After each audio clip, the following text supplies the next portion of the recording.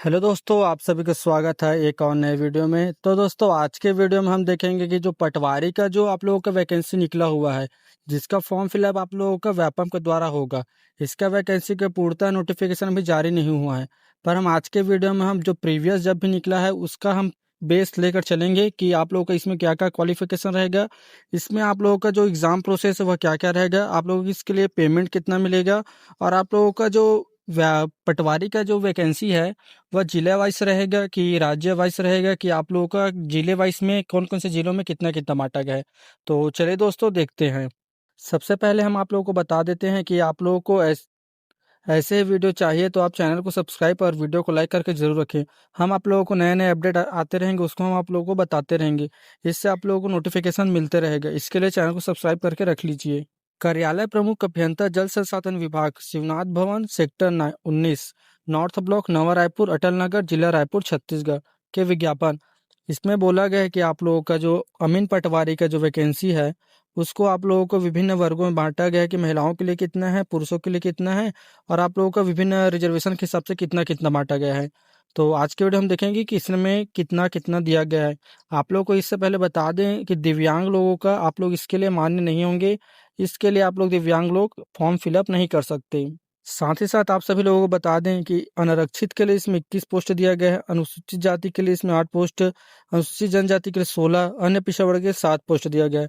जितना भी पोस्ट है उस हिसाब से आप लोगों के महिलाओं के लिए अलग से सीट रखा गया है, जिसमें 8 अनारक्षित अनुसूचित जाति में, 4 अनुसूचित जनजाति में और 2 अन्य पिछड़ा वर्ग में रखा गया है। इसमें टोटल पोस्ट आप लोगों को 50 दिया गया है। यह 50 पोस्ट एक बहुत कम नंबर है। यह पदों की संख्या आगे जाकर बढ़ भी सकता है, यह बात आप लोग ध्यान रखेंगे। इसका ग्रेड पे रखा गया है 22,400 से लेकर 71,200, जो कि लेवल 5 का पोस्ट है। यह बात आप लोग ध्यान रखेंगे, लेवल 5 का पोस्ट है। इसमें प्रमोशन भी जल्दी होगा। इसके साथ साथ इसमें आप लोगों का जो प्रमोशन का क्राइटेरिया है वह बहुत ईजी रहता है। यह वैकेंसी कई सालों बाद निकल रहा है, तो आप यह मानकर चलिए कि इसके लिए बहुत सारे दावेदार होंगे। पोस्ट दिया गया आप लोगों को 50, और इसमें दावेदार आएंगे लगभग 3 से 4 लाख। तो यह बात आप लोग ध्यान रखेंगे कि इसका क्वालिफिकेशन के हिसाब से आप लोगों का कंपटीशन हाई रहेगा, क्योंकि कहीं कहीं पर देखा गया है कि इसका जब भी निकलता था पोस्ट तो इसमें 12th पास मांगा जाता था और आप लोगों को कंप्यूटर का डिग्री मांगा जाता था। पर इस बार कुछ अलग है, ऐसा सुनने में आया है। तो चलिए दोस्तों, देखते हैं इसका क्वालिफिकेशन क्या रहेगा। सबसे पहले हम बता दें, इसका क्वालिफिकेशन आप लोगों का इस बार सिर्फ 12th पास रह सकता है, क्योंकि इसका चांस ज़्यादा है, क्योंकि इसमें 12th पास ही लोगों को मांगा जाता है। साथ में आप लोगों को प्रशिक्षण दिया जाता है कि आप लोग प्रशिक्षण के बाद आप लोगों का मेरिट बनेगा कि आप लोग मान्य है कि नहीं है। तो जो कि प्रशिक्षण है आप लोगों का, जो भी अभी एग्ज़ाम होगा, एग्ज़ाम होने के बाद आप लोग सिलेक्शन हो जाएगा, उसके बाद आप लोगों को प्रशिक्षण दिया जाता है। तो इसके लिए आप लोगों का 12th पास मांगा जाएगा, इतना फिक्स है। तो जितने भी 12th पास हैं वह सभी इसके लिए एलिजिबल हैं, इसमें फॉर्म फिलअप कर सकते हैं। व्यापम की साइट में यह बहुत जल्दी देखने को मिलेगा, क्योंकि आप लोगों को लगभग इसी मंथ की एंड तक आप लोगों को यह साइट में दिख ही जाएगा। तो सभी लोग जानते हैं कि व्यापम के साइड में अब जब भी आप लोग फॉर्म फिलअप करते हैं इसके लिए आपको फीस देना पड़ता है। जब भी आप अपना फीस देंगे वह आप लोगों के एग्जाम होने के बाद रिजल्ट आ जाएगा, उसके बाद आप लोगों को लगभग फीस रिटर्न हो जाता है। तो अभी तक तो किसी का फीस रिटर्न हुआ नहीं है, पर आशा लगाया जा रहा है कि फीस रिटर्न हो ही जाएगा। तो देखते हैं कि फीस रिटर्न होता है कि भी नहीं होता है। तो कमेंट करके बता दीजिए कि अगर आप लोगों का फीस रिटर्न अभी तक हुआ है कि नहीं हुआ है।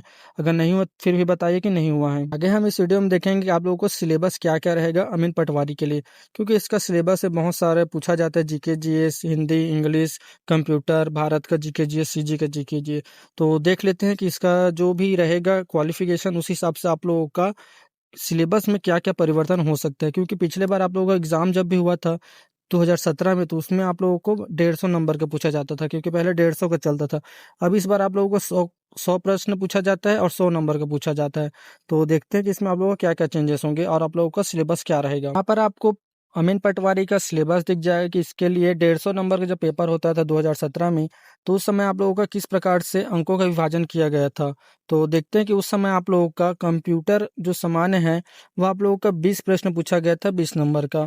इसमें कंप्यूटर के सभी बारे में पूछा गया था कि आप लोगों को कौन कौन से कंप्यूटर के अंदर में क्या क्या जानकारी रखना जरूरी है, गूगल, अलविस्ता, यूट्यूब की सामान्य जानकारी, सर्च इंजन से वांछित जानकारी कैसे प्राप्त की जाए, इससे सामान्य जानकारी, इन सभी बारे में पूछा गया था। कंप्यूटर का आप लोगों को पूरा ध्यान रखना है कि इसमें कंप्यूटर का 20 क्वेश्चन पूछा जाता है।